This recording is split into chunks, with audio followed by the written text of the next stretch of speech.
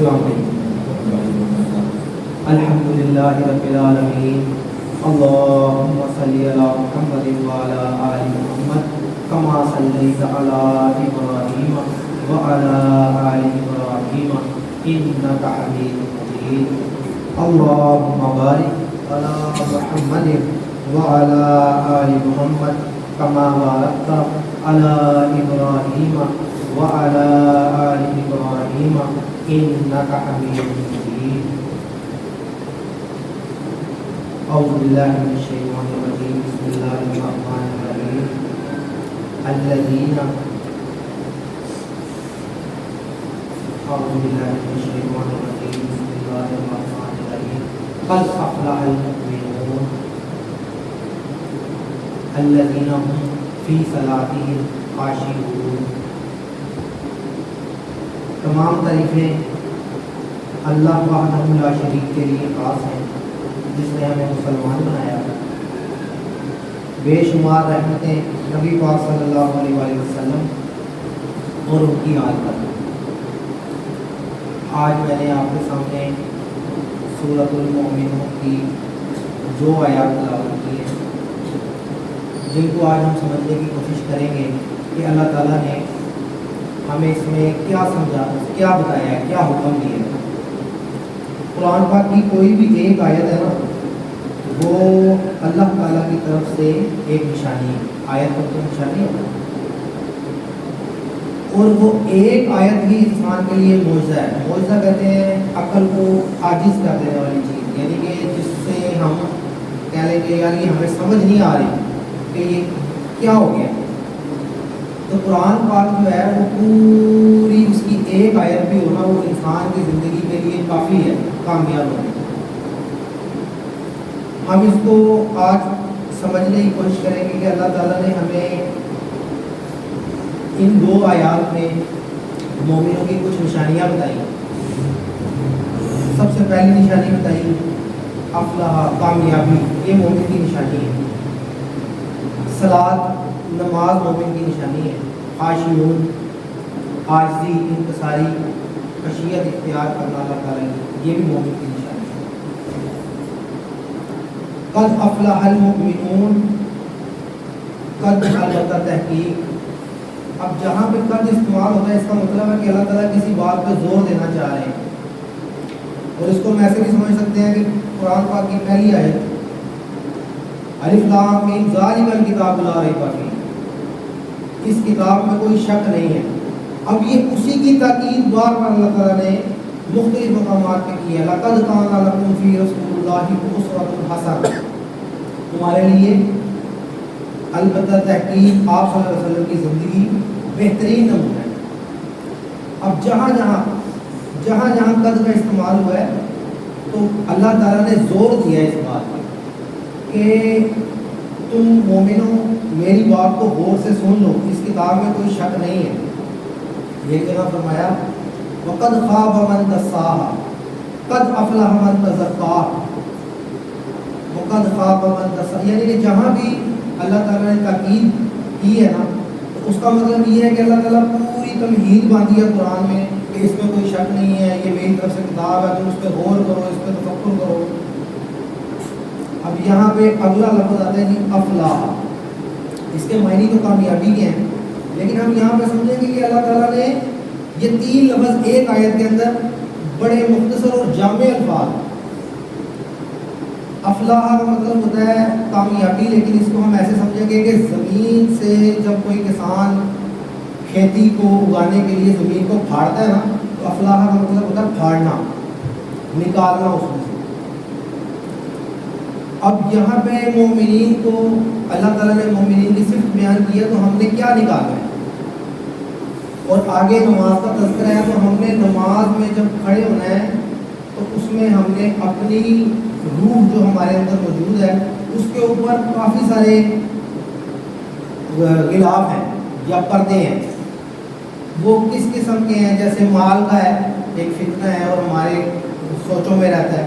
اب اس سے ہم نے نکلنا ہے تو اس کو پھاڑ کے ہم نے اس سے باہر آنا ہے اور اللہ تعالیٰ کے سامنے اپنا سر جھکانا ہے اور اللہ تعالیٰ کے سامنے خشوع و خضوع کے ساتھ کھڑا ہونا ہے. جو لوگ اللہ تعالیٰ کے سامنے سر نہیں جھکاتے یا اللہ تعالیٰ کی خشیت اختیار نہیں کرتے تو ان کا شمار جو ہے وہ سیدھا فرعون کے ساتھ، ابو جہل کے ساتھ، جیسے وہ مردہ ہے. اللہ تعالیٰ نے قرآن میں کہا ہے کہ یہ جانور ہے اور یہ مردہ ہیں اور یہ سنتے نہیں ہیں، نہ ان کے کان ہیں نہ ان کی آنکھیں ہیں، یہ دیکھتے نہیں ہیں. لیکن ہمیں اللہ تعالیٰ نے کیا کہا ہے؟ قد افلح المؤمنون. ہمیں جو ہے وہ اپنی روح کے بارے میں سوچنا چاہیے کہ اللہ تعالیٰ نے یہ ہاتھ دیے، آنکھیں دی، زبان دی، پاؤں دیے، لیکن اس کے ساتھ ایک جسم کے اندر روح ہے اور ہم نے اس روح کو اللہ تعالیٰ کے آگے جب نماز پڑھنا ہے تو پوری توجہ کے ساتھ اور ترجمہ ذہن میں رکھتے ہوئے اللہ تعالیٰ کے آگے جھک جانا ہے. اگلا لفظ آتا ہے کہ المومنون. اب یہ کیا بات ہوئی کہ یہ ساری باتیں کس کے لیے ہیں؟ یہ اس کے لیے نہیں ہے کہ جیسے ابو جہل تھا وہ تو مردہ تھا، اس کو سمجھ ہی نہیں لگی. یہ مومنین کے لیے ہے کہ مومنین کے لیے کیا ہے کہ ہم کامیابی حاصل کرنے کے لیے اپنے آپ کو ڈھونڈیں، اپنے اندر جھانکیں. اور اس کے بعد اللہ تعالیٰ اگلی آیت میں فرماتے ہیں الذین هم فی صلاتہم خاشعون. اب یہاں پہ دو صفتیں بیان ہوئی مومنوں کی کہ نماز بھی پڑھتے ہیں اور خشیت بھی اختیار کرتے ہیں. ہم نماز پڑھنے کے لیے کھڑے ہو جائیں اور جو پیچھے میں نے آپ کو یہ بات سمجھائی، شاید میں سمجھا پایا یا نہیں، کہ ہم اپنی روح کے ساتھ اپنے ذہن سے سوچیں کہ یار ہم نے اللہ تعالیٰ کے سامنے عاجزی اور انکساری کے ساتھ کھڑا ہونا ہے اور جو ہم اللہ تعالیٰ سے اس نماز کے اندر تعلق بنا رہے ہیں، ایک اللہ تعالیٰ کے ساتھ باتیں کر رہے ہیں، تو اس کو ہم اتنی خشیت کے ساتھ کریں کہ اللہ تعالیٰ وہ ہماری نماز قبول کر لے اور وہ ہماری نجات کا ذریعہ بنے.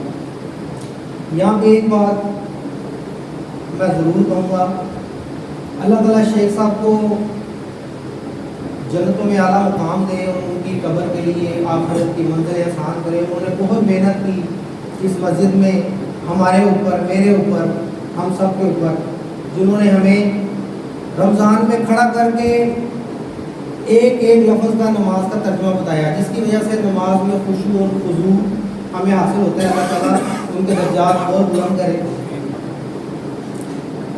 اب اللہ تعالیٰ نے اس بات کو بیان کرنے کے بعد اس کے آگے اللہ تعالیٰ نے اسی صورت کے اندر بتایا کہ یہ جو کام کریں گے نا لوگ، جن کی یہ صفتیں ہوں گی، جو کامیابی حاصل کریں گے، جو نماز پڑھیں گے، جو خشیت حاصل کریں گے، تو اگلی آیات میں اللہ تعالیٰ نے کہا کہ انہیں جنت الفردوس کی خوشخبری ہے.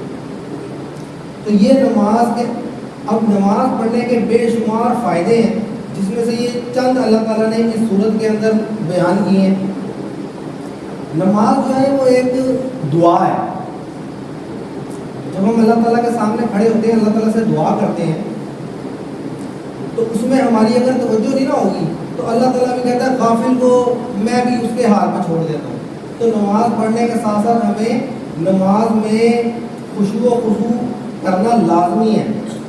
نہیں تو قرآن میں آخر پہ اللہ تعالیٰ فرماتا ہے ساری باتیں سمجھانے کے بعد فویل للمصلین. اب اس کا کیا مطلب ہوا؟ ویل ایک وادی ہے جو جہنم کی وادی ہے، اور یہ کس کے لیے ہے؟ نمازیوں کے لیے. یہ ساری باتیں سمجھا کے آخر پہ اللہ تعالیٰ نے کہا ہے فویل للمصلین، کہ ان نمازیوں کے لیے ہلاکت ہے، بربادی ہے جو اپنی نمازوں سے غافل ہیں، یا جو ریاکاری کریں گے، یا جو دکھلاوے کی نماز پڑھیں گے، یا جو صرف نمبر پورے کرنے آئیں گے، بھائی 4 فرض پڑھنے ہیں، 2 سنتیں پڑھنی ہے، جانا ہے، میں نے کام کرنا ہے. تو یہ اس آیت میں اللہ تعالیٰ نے بڑا کھول کے بتا دیا قد افلح المؤمنون. اب اس کے بعد نماز جو ہے نا ہمیں بے شمار باتیں جو ہے نا وہ ان سے برائیوں سے روکتی ہے اور اچھائیوں کا حکم دیتی ہے. نماز کی جو سب سے ضروری پہلو ہے نا میرے نزدیک وہ یہ ہے کہ نماز ایک اللہ تعالیٰ سے تعلق قائم کرنے کا ایک ذریعہ ہے. ہم کبھی کہیں جاتے ہیں، کبھی کہیں جاتے ہیں، پھر نماز کی طرف لوٹتے ہیں، پھر کبھی کہیں جاتے ہیں، کبھی کہیں جاتے ہیں، پھر نماز کی طرف لوٹتے ہیں. تو یہ نماز اللہ تعالیٰ کے ساتھ تعلق قائم کرنے کا ایک ذریعہ ہے. پھر یہ دعا کیسے ہے کہ ہمیں اب دعا کا طریقہ بھی آپ صلی اللہ علیہ وسلم نے بڑا بہترین بتایا. ایک صحابی آپ صلی اللہ علیہ وسلم کے پاس آیا، آپ صلی اللہ علیہ وسلم نے کہا تو اتنا کمزور کیوں ہو گیا؟ تیری جو ہڈیاں ہیں وہ نظر آ رہی ہیں، گوشت نہیں نظر آ رہا، کیا وجہ ہے؟ تو کیا ایسا عمل کرتا ہے؟ کچھ کھاتا پیتا نہیں. وہ صحابی نے عرض کی ہے اللہ کے رسول میں اللہ سے دعا کرتا ہوں کہ یا اللہ جتنی پریشانیاں ہیں, جتنی برائیاں ہیں, جتنی میرے اوپر تکلیفیں آنی ہیں وہ دنیا میں آ جائیں, میں آخرت میں سرخرو ہو جاؤں.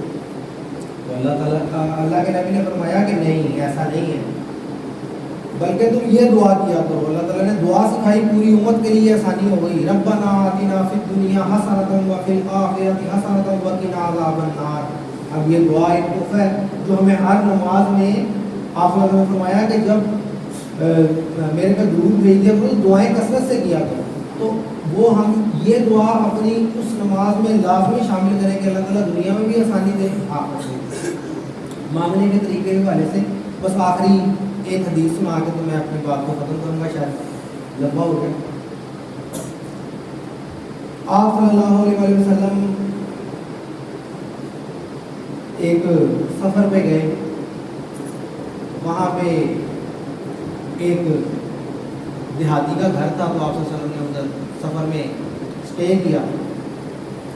تو اس دیہاتی نے آپ صلی اللہ علیہ وسلم کی دعوت کی.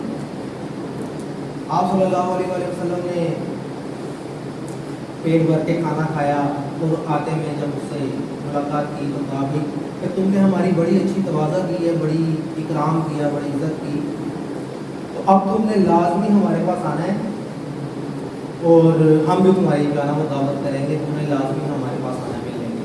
کچھ دنوں بعد وہ صحابی جو تھے دیہاتی وہ آئے اللہ کے نبی کے پاس. اللہ کے نبی نے ان کی اچھی خاصی دعوت کی, کھانا کھلایا, اور سب لوگوں کو بتا بھی دیا کہ بھئی اس نے ہماری توازو کی تھی, یہ ہمارا مہمان ہے, ہم اس کی توازو کر رہے ہیں. تو آپ صلی اللہ علیہ وسلم کیونکہ جو اس میں تھے, خوشی میں تھے, آپ صلی اللہ علیہ وسلم نے کہا کہ اے صحابی مانگ کیا مانگتا ہے؟ اس نے کہا کہ اللہ کے رسول زیادہ تو نہیں, بس مجھے جو ہے نا وہ ایک اونٹ دے دیں اور اس کا ساتھ پجاوا بھی ہو, اور ساتھ یہ ہے کہ وہ اونٹنی دودھ بھی دیتی ہو کہ میں اپنے بچوں کو دودھ وغیرہ پلا دوں, بس یہی مجھے چاہیے, اس سے زیادہ نہیں. آپ صلی اللہ علیہ وسلم نے فرمایا اور تیرے سے تو وہ بنی اسرائیل کی گڑیا اچھی تھی. تو صحابہ کرام نے کہا کہ یہ دیہاتی بندہ بیٹھا ہے, ایک دم آپ صلی اللہ علیہ وسلم نے کہہ دیا کہ تیرے سے تو وہ بنی اسرائیل کی گڑیا اچھی تھی. اب دیہاتی بندہ کیا مانگ سکتا ہے, اس کی پوری کائنات ایک جگہ ہوتی ہے, یا ایک گاؤں ہوتا ہے, یا ایک کھیت ہوتا ہے, وہ نکلتا ہی نہیں اس سے. تو وہ اتنا کہہ لو کہ پڑھا لکھا نہیں تھا یا سیدھا سادہ تھا. تو صحابہ کرام کیونکہ آپ صلی اللہ علیہ وسلم کے پاس بیٹھتے تھے, انہیں پتہ تھا کہ اب اس بات میں سے کوئی بات تو نکلے گی کہ وہ گڑیا کون تھی. صحابہ کرام نے پوچھا کہ اے اللہ کے رسول وہ گڑیا بنی اسرائیل کی کون تھی. تو پھر یہ واقعہ آپ صلی اللہ علیہ وسلم نے بتایا کہ جب موسیٰ علیہ السلام کی قوم فرعون کو غرق ہوا, وہ وہاں سے نکلی تو رستے میں راستہ بھول گئی. کچھ میں آتا ہے کہ 40 دن بھٹکتی رہی, کافی عرصہ بھٹکتی رہی, یعنی کہ گم گئی. انہوں نے مصر سے نکل کے شام کی طرف آنا تھا, بنی ادھر. تو وہاں سے جب وہ نکلے ہیں رستہ بھول گئے, تو موسیٰ علیہ السلام نے کہا بھائی یہ کیا معاملہ ہو رہا ہے ہمارے ساتھ. سب کو اپنے جتنے بھی صحابی تھے انہیں بلایا, انہوں نے پوچھا کہ بھائی ہم کیوں رستہ بھول گئے, ہمیں تو پتہ ہونا چاہیے کہ کہاں پہ جانا ہے ہم نے شام کے لیے, کافی دیر ہو گئی آیا نہیں. تو حضرت ایک اس میں سے صحابی بولا کہ بھائی مجھے ایسا لگتا ہے کہ جب حضرت یوسف علیہ السلام اس دنیا سے جانے لگے اللہ تعالیٰ کے پاس, تو انہوں نے کہا بھائی تم جو ہے نا اب تو یہاں رہتے ہو مصر میں, ایک دن آئے گا تم یہاں سے ہجرت کر جاؤ گے تو میرے جسم کو بھی ساتھ لے کے چلے جاؤ. اب موسیٰ علیہ السلام نے کہا اچھا, تو پھر تم نے ان سے وعدہ کیا تو اب ہمیں جو ہے نا وہ انہیں ساتھ لے کے جانا پڑے گا. اس کو پتہ ہے بھائی کہ حضرت یوسف علیہ السلام کا جو جسم مبارک ہے وہ کدھر ہے. انہوں نے کہا کہ وہ تو بڑی عرصہ ہو گیا, پتہ نہیں کتنے 100 سال ہو گئے. تو ایک نے بتایا کہ جی ایک بڑھیا ہے, اس کو پتہ ہے کہ وہ کدھر ہے. جا موسیٰ علیہ السلام نے کہا جاؤ اسے لے کے آؤ. بڑھیا آئی